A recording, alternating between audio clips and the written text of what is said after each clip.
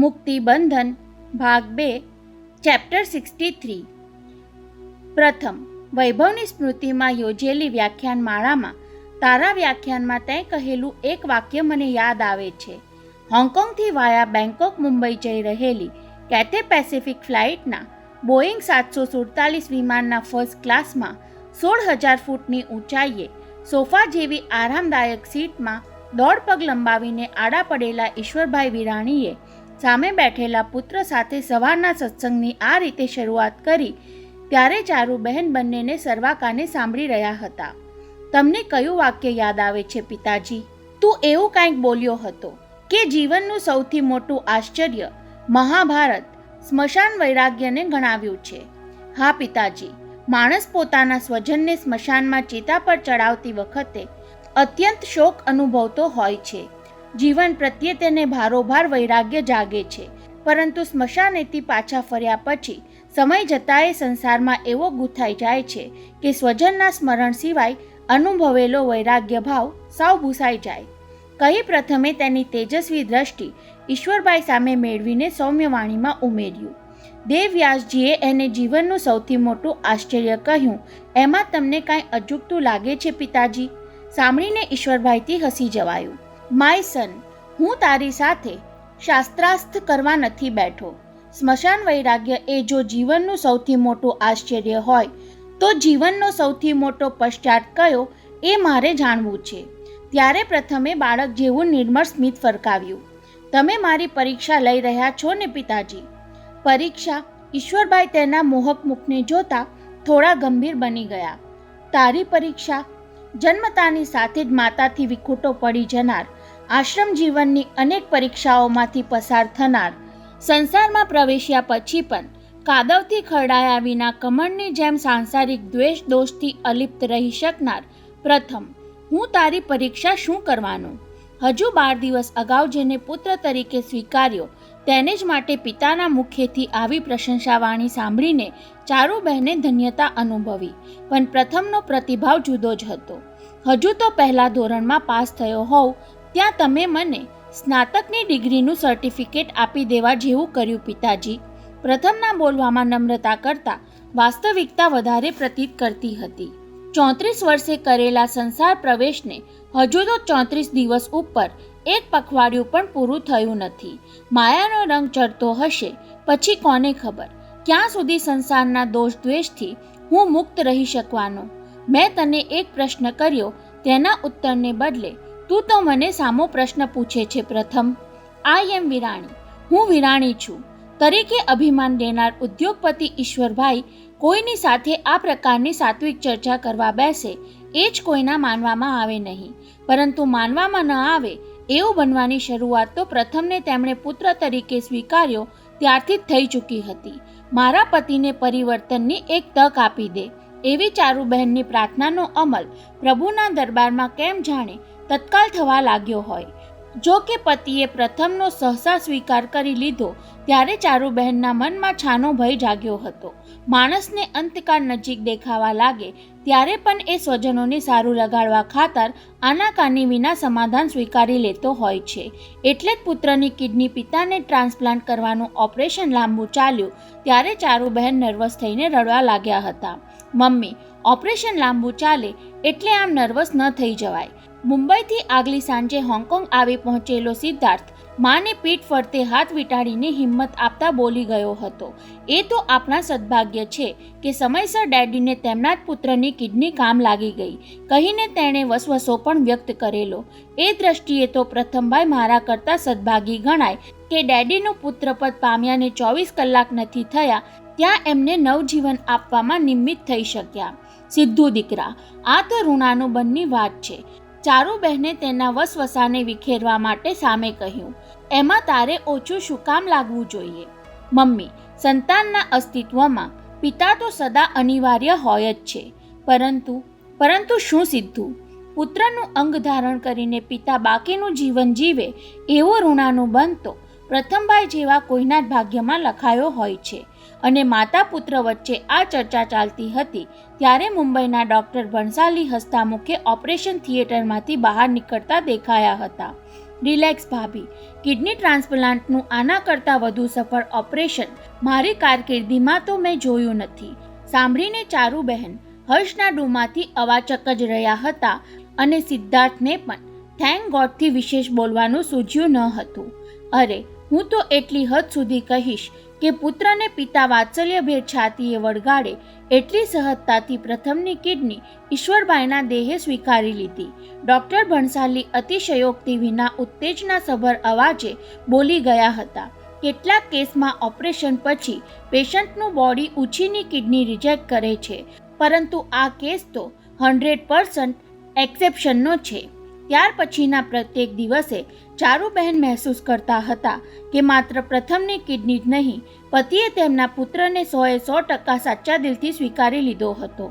ત્રીજા દિવસે ઇન્સેન્ટિવ કેરમાંથી 1210 નંબરમાં ટ્રાન્સફર કરીને ડૉક્ટરે બોલચાલની છૂટ આપી ત્યારે સૌ પ્રથમ તેમણે પ્રથમને જ પાસે બોલાવ્યો હતો.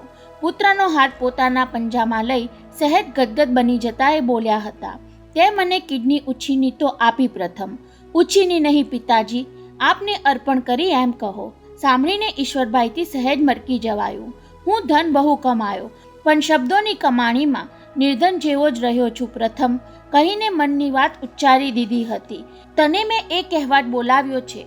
મોટા ઉદ્યોગપતિ બનવાની બળતરામાં જીવનનું ભાથું બાંધવાનું જ હું સાવ વિસરી ગયો, અને એ પણ તારે જ મને બાંધી આપવું પડશે માય સન. બસ ત્યાર પછી રોજ સવારે પ્રથમને સામે બેસાડીને એ ભાવુક બની જઈ ગીતા સાંભળતા થઈ ગયા. પ્રથમ એમને સરળ શૈલીમાં ગીતાના શ્લોકનો સાર સમજાવે, પછી જુદા દ્રષ્ટિકોણથી તેનું અર્થઘટન કરી આપે અને ક્યારેક પૂછી પણ લે.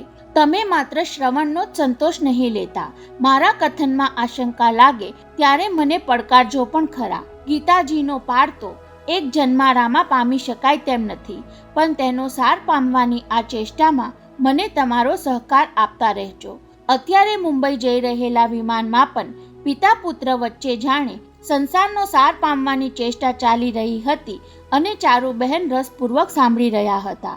પિતાજી, તમે એવો પ્રશ્ન કર્યો કે જીવનનો સૌથી મોટો પુરુષાર્થ શું, અને મારા એ પ્રશ્નના ઉત્તરની હું આતુરતાપૂર્વક પ્રતીક્ષા કરી રહ્યો છું પ્રથમ.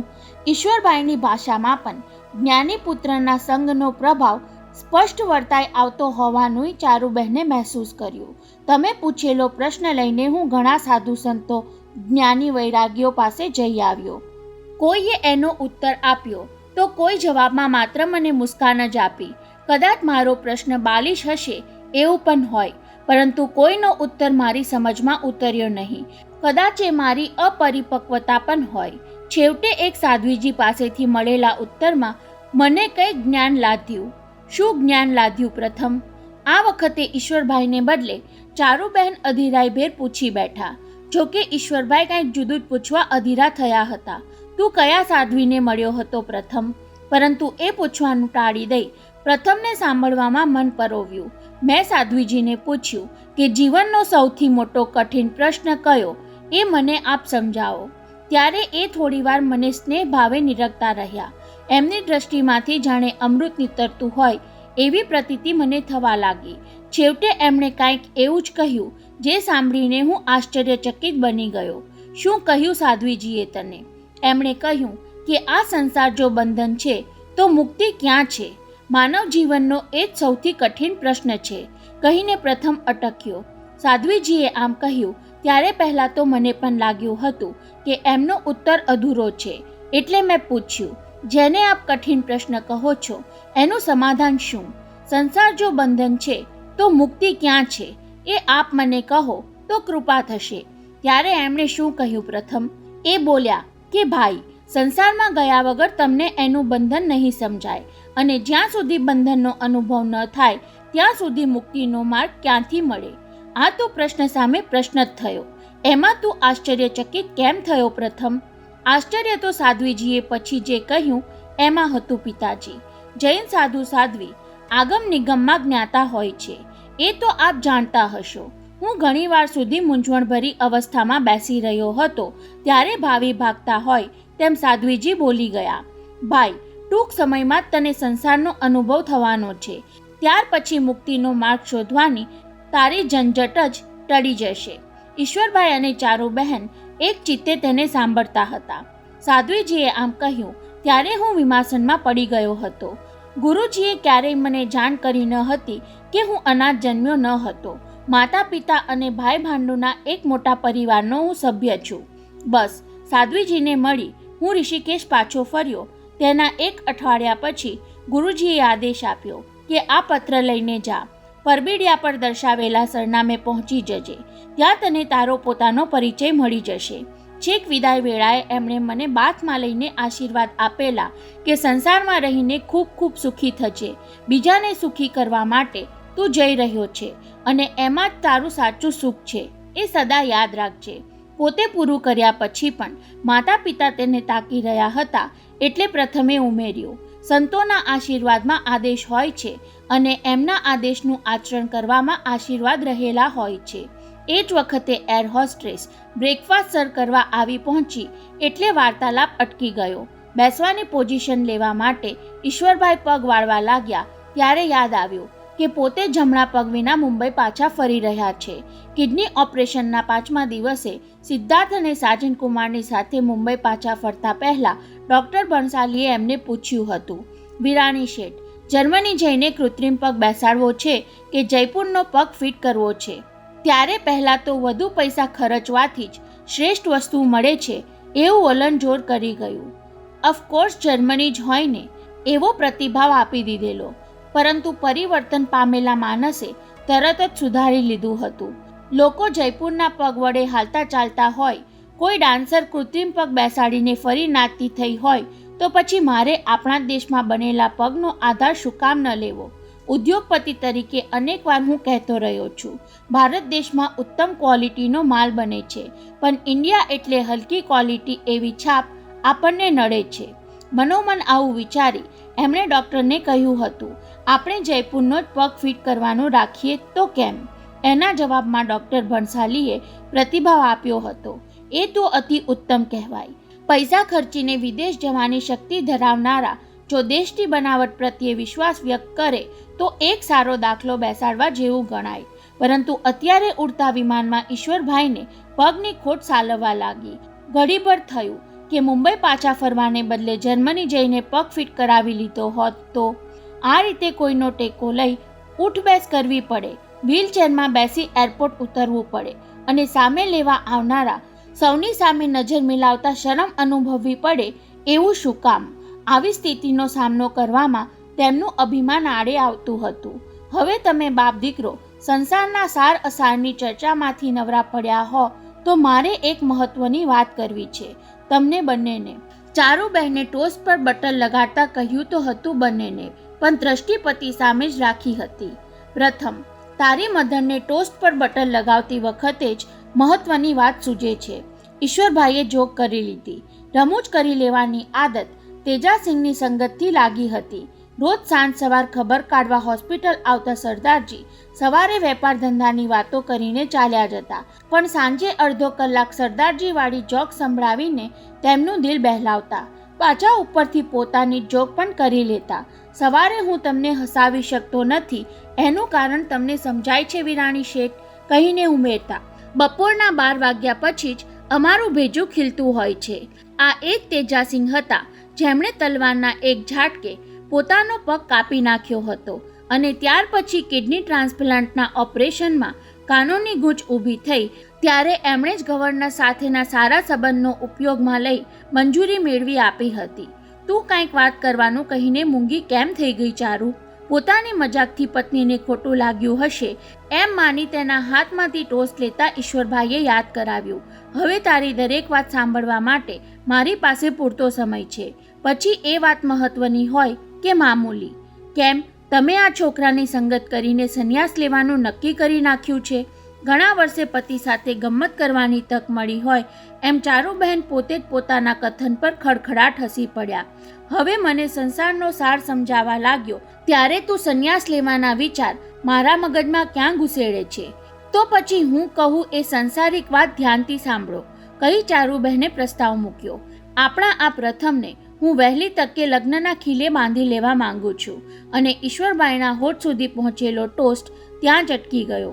ના, ભવાનજી શેઠિયાની દોહિત્રી દેવકી સાથે પ્રથમના સંબંધ બંધાય તેની સામે હવે એમને કોઈ વિરોધ ન હતો, પરંતુ વૈભવના અવસાનને હજુ પૂરા 2 મહિના પૂરા થયા ન હતા ત્યાં લગ્ન લેવાની ઉતાવળ ચારુએ કેમ દર્શાવી?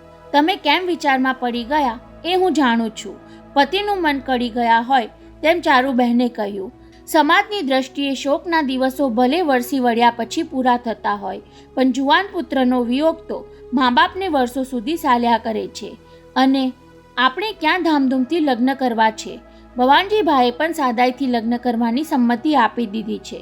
હજુ ગઈકાલે જ ફોન પર એ બોલી ગયા, આ મારી કન્યા વિરાણી પરિવારની પુત્રવધુ બને એ જ મારા જીવનની સૌથી મોટી ધામધૂમ ગણાય. એમને સાદાઈથી લગ્ન કરવામાં વાંધો નથી તો પછી આપણે ઢીલ શું કામ કરવી? વૈભવના ડેડી. ઘણા વખતે પત્નીના મુખેથી વૈભવના ડેડીનું સંબોધન સાંભળી ઈશ્વરભાઈનું હૈયું ભરાઈ આવ્યું.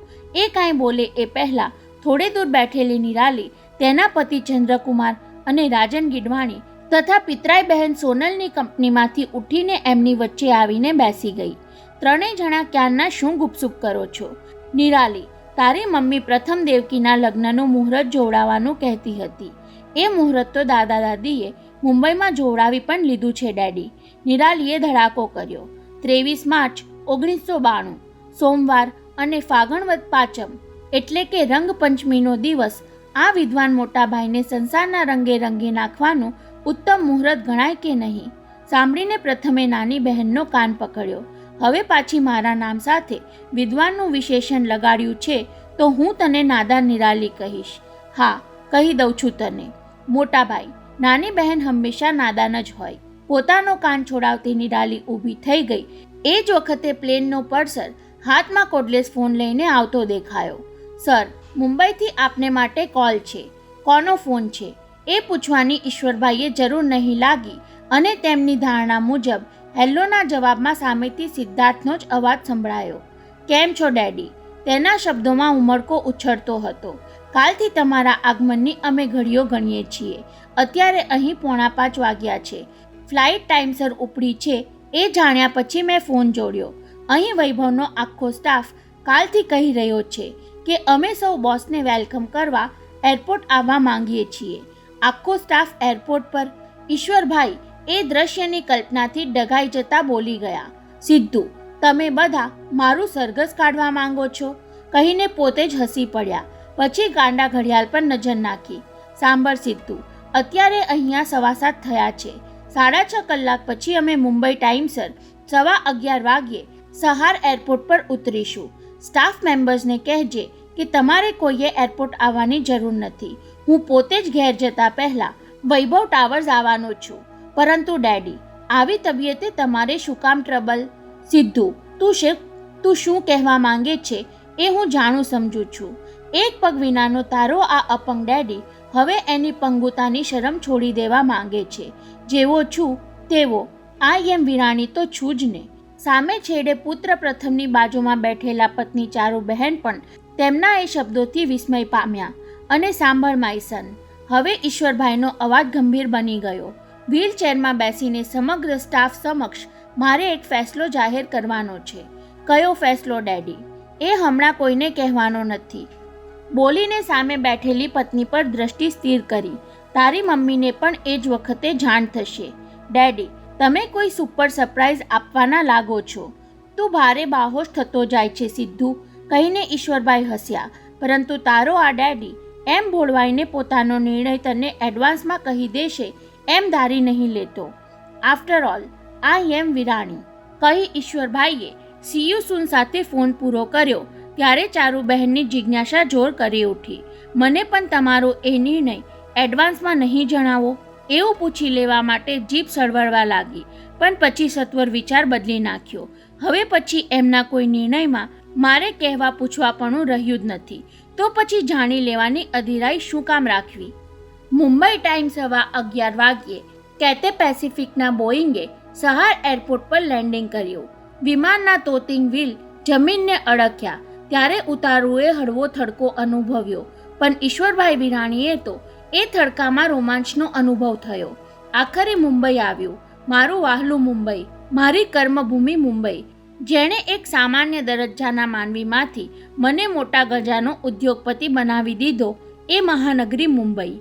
આમ તો ફર્સ્ટ ક્લાસના પેસેન્જરને નીચે ઉતરવામાં અગ્રતા ક્રમ અપાય છે, પરંતુ વિરાણી પરિવારે સૌથી છેલ્લે ઉતરવાનું ગોઠવ્યું હતું. ઈશ્વરભાઈ માટે એરલાઇન્સની વ્હીલચેર તૈયાર હતી. પત્ની અને પુત્રનો ટેકો લઈને એ વ્હીલચેરમાં ગોઠવાયા ત્યાર પહેલાં લાકડાનો કૃત્રિમ પગ તેમના જમણા ગોઠણ સાથે જોડી દેવામાં આવ્યો હતો. એ કામચલાઉ પગ માત્ર દેખાવ પૂરતો જ હતો, જેથી પેશન્ટનો પાયસો ગોઠણ નીચેથી લબડી ગયેલો ન લાગે. જો કે સૂટ બૂટમાં સજ્જ ઈશ્વરભાઈ વ્હીલચેરમાં ગોઠવાયા પછી તેમના બંને પગને ચારુબહેને શાલથી ઢાંકી દીધા હતા. જોનારને તો એમ જ લાગે કે ઉદ્યોગપતિ વિરાણી હોંગકોંગથી વન પીસ પાછા ફર્યા છે અને કિડની ઓપરેશનને કારણે જ વ્હીલચેરનો આધાર લીધો છે. Welcome home Viranibhai. પ્લેનની સીડી પરથી વ્હીલચેરમાં એ નીચે પહોંચ્યા કે તરત જ હુફાળો આવકાર તેમના કાને પડ્યો. કેથે પેસિફિકના માર્કેટિંગના મેનેજર હંસાબહેન એમની એરલાઇન્સના વીવીઆઈપી પેસેન્જરના સ્વાગત માટે તાજા ગુલાબનો સુગંધી પુષ્પગુચ્છ સાથે લાવ્યા હતા. આશા છે કે હોંગકોંગ મુંબઈની આપની સફર સુખદ રહી હશે. અત્યંત સુખદ રહી હંસાબહેન. પુષ્પગુચ્છ ખોળામાં મૂકી મિસિસ મોદી સાથે હાથ મિલાવતા ઈશ્વરભાઈ હસ્યા. તમારી આ વ્હીલચેર પણ મને બહુ માફક આવી ગઈ છે. બટ વી વિશ કે વહેલી તકે તમને વ્હીલચેરમાંથી મુક્તિ મળે અને તમે જલ્દી રિકવર થઈ જાઓ. સીડી ઉતરીને નીચે પહોંચેલા પ્રથમે વ્હીલચેરનો કબજો લઈ લીધો.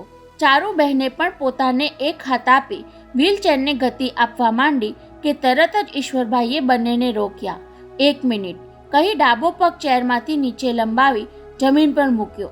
ત્યાર પછી ખ્યાલ આવ્યો કે બૂટને કારણે ધરતીનો સ્પર્શ થતો નથી, એટલે સહેજ વાંકા વળીને જમણો હાથ નીચો કરી થોડી ધૂળ હાથમાં લઈને કપાળે લગાડી. હે ધરતી માતા, તે મને ઉદાર ભાવે મબલખ આપ્યું છે, એનો ગણ હું કદી ભૂલીશ નહીં. મનોમન શું બોલ્યા એ કોઈ સાંભળી શકે તેમ ન હતા, પણ પતિની આ ચેષ્ટાથી ચારુબહેનનું હૈયું ભાવ વિભોર બની ગયું. ધૂળમાંથી સોનું પેદા કરનાર માણસ ધૂળને માથે ચડાવે ત્યારે સમજવું કે એને માનવતાના મૂળ સમજાવવા લાગ્યા. સૌથી છેલ્લે ઉતરેલા વિરાણી પરિવારના પેસેન્જર સૌની પહેલા ગ્રીન ચેનલ વટાવીને કસ્ટમમાંથી બહાર નીકળી શક્યા, કારણ કે સામાનમાં કોઈએ કાંઈ જ વાંધાજનક લીધું ન હતું. હા, ઈશ્વરભાઈએ કપાઈ ગયેલો જમણો પગ બૂટ સહિત લેવાનો આગ્રહ રાખ્યો હતો. પ્લાસ્ટિકના લાંબા પારદર્શક બોક્સમાં મસાલો ભરાવી શરીરથી છૂટા પડી ગયેલા પગને એ સાથે લાવ્યા હતા.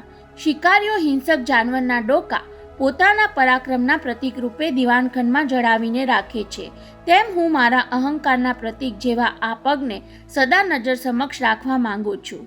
ડેડી. હજુ તો વ્હીલચેરના આગલા 2 પૈડા એક્ઝિટના દરવાજાની બહાર દેખાયા ત્યાં જ હાથમાં ફૂલોની ટોકરી ઉંચકીને સિદ્ધાર્થ હરખભેર સામે દોડી આવ્યો. વેલકમ બેક હોમ ના ઉદ્ગાર સાથે એણે પિતાના માથા પર ખોબામાંથી ગુલાબની પાંખડીઓ વરસાવવા માંડી. પછી છેક પિતાના ગોઠણ સુધી ઝૂકી જઈને વ્હીલચેરમાં બેઠેલા ડેડીને પ્રણામ કર્યા. ત્યારે ઈશ્વરભાઈનું હૈયું એવું ગદગદ બની ગયું કે જાહેર સ્થળનો સંકોચ છોડી દઈ પુત્રનું મુખ પોતાના બંને હાથમાં લઈને તેનું કપાળ ચૂમી લીધું. આમ તો ઈશ્વરભાઈ અનેકવાર વિદેશથી પાછા ફરતા ત્યારે પુત્ર સામે લેવા આવતો અને આવી ગયાના ઔપચારિક ભાવ સાથે તેમના હાથમાંથી બ્રીફકેસ ઉંચકી લેતો, પરંતુ આજે પુત્રના આવકારમાં તેમણે અંતઃકરણપૂર્વકનો ભાવ ઉભરાતો અનુભવ્યો. કદાચ પોતે કિડની ટ્રાન્સપ્લાન્ટ કરાવીને હેમકેમ પાછા આવ્યા એટલા માટે હશે, કે પછી રોજ ટેલિફોન કરીને એ મારા ખબર પૂછતો ત્યારે વાત્સલ્ય ભાવે તેને જવાબ આપતો એનો આ પડઘો હશે.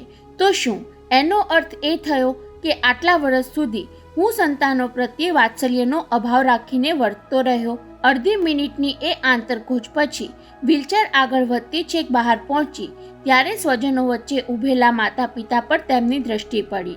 શિક્ષક પિતાની એ જ સાદાઈ અને મુખ પર એ જ સરળતા હતી, પણ હંમેશા પોતાની સાથે સખ્તાઈથી વર્તનાર માતાની આંખોમાં સ્નેહ નીતરતો જોઈ ઈશ્વરભાઈ વિચારમાં પડી ગયા. સમજાતું નથી, હું બદલાઈ ગયો કે આ આખી દુનિયા જ બદલાઈ ગઈ?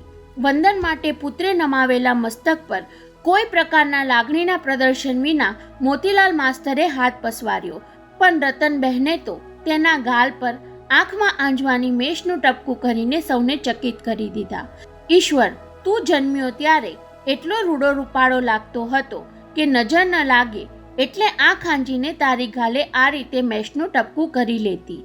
પુત્રનો હાથ પોતાની બંને હથેળીમાં દબાવીએ બોલી ગયા, હવે તું ફરી બધાને ગમવા લાગ્યો એટલે મેષનું ટપકું કરી લેવાનું મન થયું. બા, તેને બદલે સાચે સાચું કહી દો ને કે હું તમને ગમવા લાગ્યો એટલે આવું હેત વરસાવો છો. બાકી હવે તમારા આ લંગડા દીકરાને કોઈની નજર શું લાગવાની હતી. પરંતુ માતા પુત્ર વચ્ચેનો એ સંવાદ આગળ વધે એ પહેલાં પૌત્ર ગૌરવની ધીરજ ખૂટી ગઈ હોય તેમ રાજલક્ષ્મીની આંગળી છોડીને દાદા પાસે દોડી આવ્યો. ગ્રાન્ડપા, તમે મને તો મળતા જ નથી. અરે મારા ગૌરવ, હવે તારો આ દાદો બીજા કામ કરવા માટે સાવ નકામો થઈ ગયો એટલે તને મળવા સિવાય મારે બીજું કરવાનું પણ શું? કહી તેને વ્હીલચેરમાં ઉંચકી લઈ બંને ગાલે બચ્ચી ભરીને ખોળામાં જ બેસાડી રાખ્યો. આગળ વધતી વ્હીલચેર ગૌરવની મમ્મી પાસે આવી એટલે પ્રેગ્નન્ટ રાજલક્ષ્મીએ જરાક નમીને સસરાને પ્રણામ કર્યા. ત્યારે આશીર્વાદની મુદ્રામાં હાથ ઊંચો કરી ઈશ્વરભાઈએ મીઠો ઠપકો આપ્યો. તમે એરપોર્ટ આવવાનું કષ્ટ શું કામ લીધું રાજી વહુ? પછી હરખ પણ કરી લીધો. સિદ્ધુએ જાણ કરી કે વિરાણી પરિવારમાં લક્ષ્મી પધારવાના છે, એથી અમે બધા બહુ ખુશ થયા. બોલતા બોલતા એમની નજર રાજીની નજીક ઊભેલી દેવકી પર પડી.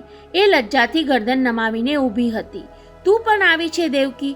ચંદ્રપ્રભાની પુત્રી અને પોતાની થનાર પુત્રવધૂને કહેવા માટે શબ્દો જડતા ન હોય તેમ એ થોડીવાર અબોલ બની ગયા.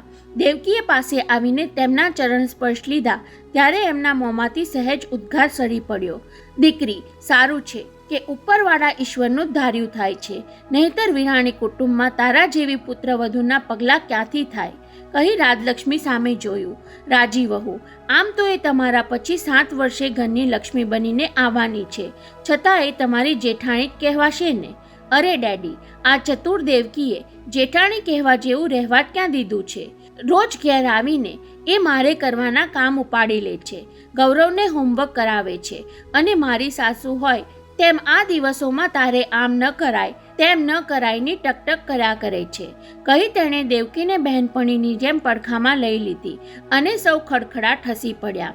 શરમાઈ જતી દેવકી સાથે પ્રથમની નજર મળી ત્યારે એણે વાગદત્તાને સ્મિતભર્યો ઠપકો આપ્યો. બધાને વાલી થઈ જતા સરસ આવડે છે તને. મારા ભવાનજી શેઠ કેમ છે દેવકી? ઈશ્વરભાઈની પૂરછાએ દેવકીનું ધ્યાન ખેંચ્યું. તેમણે ભવાનજી શેઠિયાને ભવાનજી ભાને બદલે ભવાનજી શેઠનું સંબોધન વાપર્યું. એ ચારુ બહેનના ધ્યાન બહાર ગયું નહીં. ડેડી, 2 દિવસ પહેલાં જ એમણે હર્નિયાનું ઓપરેશન કરાવ્યું છે અને આજે હોસ્પિટલમાંથી ડિસ્ચાર્જ મળી નહીં એટલે તમને લેવા આવી શક્યા નહીં. એ તો શું બોલી દેવકી? ઈશ્વરભાઈએ ખેલદિલીથી કહ્યું. ઓપરેશન ન કરાવ્યું હોય તો પણ મને લેવા માટે એમણે અહીં આવવાનું હોય જ નહીં. એમને કહેજે તમારો આ ઐશ્વર્યો ફોન પર પરવાનગી લઈને ચંદ્રમહાલમાં મળવા આવી જશે. કહી ધીમેથી ઉમેર્યું પણ ખરું. માણસનો તમાચો ખાઈને જે સુધરે નહીં એને ઉપરવાળાના એક સામટા તમાચા ખાવા પડે છે. સાંભળીને મોતીલાલ માસ્તરનું મન બોલી ઉઠ્યું. માણસ નાના મોટા સૌની સમક્ષ દિલથી એકરાર કરે ત્યારે એનું પરિવર્તન પૂર્ણતાએ પહોંચ્યું ગણાય. મારો ઈશ્વર મોટા માણસથી સાચો માણસ બન્યો, એને ઈશ્વર કૃપા સિવાય બીજું શું ગણવું? માતા રતનબાને તો હોંગકોંગથી પાછો ફરેલો પુત્ર જાણે નવો અવતાર ધારણ કરીને આવ્યો હોય એવું લાગવા માંડ્યું. હવે આપણે સૌએ વૈભવ ટાવર્સમાં સાથે જ જવાનું છે. કારમાં આખી વ્હીલચેર ચડી જાય એવી હેન્ડીકેપ માટેની મર્સિડીઝ સિદ્ધાર્થ તેના ડેડી માટે લઈ આવ્યો હતો.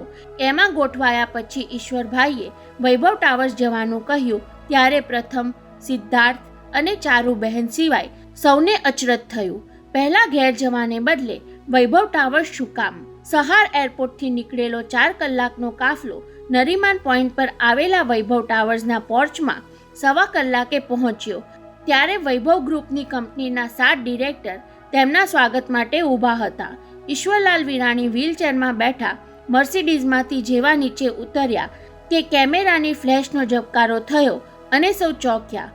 કંપનીના ફોટોગ્રાફરને ટેરેસમાં જ રહેવાની તાકીદ કરી હતી તો પછી કોણે આ ફ્લેશનો ઝબકારો કર્યો? Who are you mister? કહેતો સિદ્ધાર્થ તેની પાસે ધસી ગયો. હું પ્રેસ ફોટોગ્રાફર છું. કહી પેલાએ પોતાનું કાર્ડ દેખાડ્યું ત્યારે તો સાલસ સ્વભાવનો સિદ્ધાર્થ પણ પિત્તો ગુમાવી બેઠો. તે કોની પરમિશનથી ફોટો પાડ્યો? કહેતો એ તેના હાથમાંથી કેમેરો ઝૂંટવી લેવા ગયો ત્યારે પ્રથમે એને રોક્યો. નહીં સિદ્ધાર્થભાઈ, એની સાથે આપણાથી એમ ન વર્તાય. પણ પ્રથમ એ ગુડ મોર્નિંગ ન્યૂઝપેપર ગ્રુપનો માણસ છે, જેમણે આજ સુધી આપણી નિંદા કરવામાં કાંઈ જ બાકી નથી રાખ્યું. છતાં પણ આપણાથી તેને ન રોકાય ભાઈ. પ્રથમે ફોટોગ્રાફરનો હાથ છોડાવીને સિદ્ધાર્થે સમજાવી લીધો. એ એના એડિટરના આદેશ મુજબ ફરજ બજાવવા આવ્યો છે. જે કાંઈ કહેવું હોય તે આપણે એના એડિટરને કહેવું જોઈએ. પ્રથમની આ શિખામણ સૌને દોડદાપણ જેવી લાગી, પણ અપંગ ઈશ્વરભાઈ તો એનાથી એક ડગલું આગળ જતા બોલી ઉઠ્યા. મિસ્ટર ફોટોગ્રાફર, તે ફોટો પાડી જ લીધો છે તો હવે તારા એડિટરને જઈને જાણ કર કે એમના એક રિપોર્ટરને પણ વૈભવ ટાવર્સના ટેરેસ પર મોકલી આપે. ફોટો સાથે છાપવા માટે કદાચ એમને કામ લાગે એવી સનસનાટીભરી સ્ટોરી પણ મળી જશે.